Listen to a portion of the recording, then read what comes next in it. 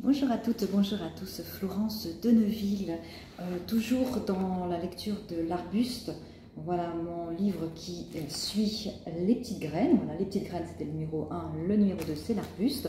Donc nous étudions, nous revoyons un petit peu chapitre par chapitre comme vous en avez l'habitude maintenant. Et cette semaine nous sommes arrivés sur le chapitre numéro 5 qui va nous parler de la théorie de l'ego.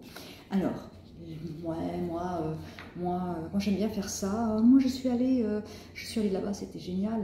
Ah ouais, mais moi j'en ai marre de tout faire ça. Ouais, mais moi c'est pas mal, hein. Ouais, enfin, dès que vous dites moi, vous pouvez vous être sûr que c'est votre ego qui parle. Voilà, c'est pas votre moi supérieur dont on parlait la dernière fois, parce que l'ego, en fait, quand on vient sur Terre, prend la place du moi. C'est en fait, moi j'aime bien expliquer ça comme quelque chose au niveau énergétique, où le moi supérieur est quelque chose de très subtil et donc qui ne peut pas venir dans la matière qui est énergétiquement, d'énergie très basse, et donc notre ego se substitue à notre moi. Notre moi, comme on disait la dernière fois, qui est que l'on entend de par cette petite voix, cette intuition. Mais en fait, donc, qu'est-ce que le moi? Ben, je vais vous lire, puisque en fait c'est la question que pose Manon à sa maîtresse et qui répond qu'est-ce que l'ego? Qu'est-ce que l'ego? L'ego, c'est la conscience et la représentation que j'ai de moi. Et en même temps, Manon va poser une question très utile. Elle va dire est-ce que c'est bien d'avoir de l'ego? Alors, c'est ni bien ni pas bien. En fait, l'ego, on en a. Il en faut.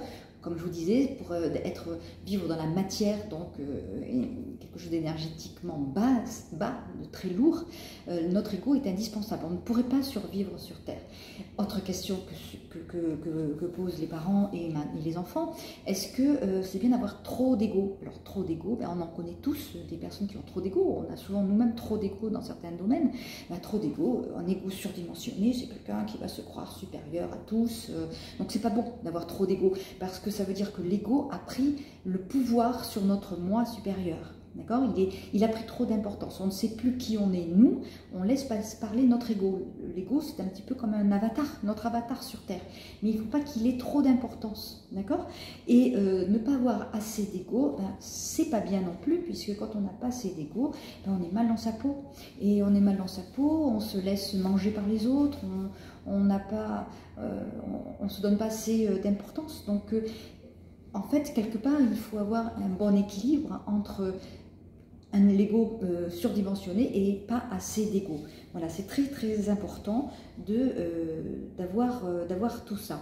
Et en même temps, dans ce chapitre, les parents donc demandent à Manon un petit peu de quoi se parle l'institutrice et la petite fille, et en fait ils expliquent que, donc ça c'est ce qu'on a vu un petit peu dans les petites graines, puisqu'en fait elle leur résume un petit peu ce qu'ils ont fait, c'est-à-dire qu'ils ont parlé de la loi d'abondance, de la loi de la gratitude, de l'instant présent.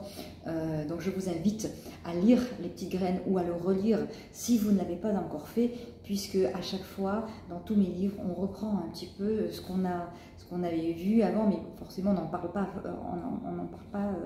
beaucoup non plus, puisque le but n'est pas là, puisque c'est déjà écrit. Voilà, donc toujours pareil, on fait court, mais on fait efficace. Rappelez-vous que l'ego c'est vital, on ne peut pas passer outre, mais il faut savoir le mesurer et lui dire gentiment, écoute là, le reconnaître déjà, reconnaître quand c'est son ego qui parle ou quand c'est son moi supérieur qui parle, et quand c'est l'ego, lui dire ok, d'accord, maintenant tu te mets de côté, je vais gérer la chose pour essayer de ne pas avoir un ego trop fort, mais en même temps ne pas savoir qui on en a besoin sur Terre.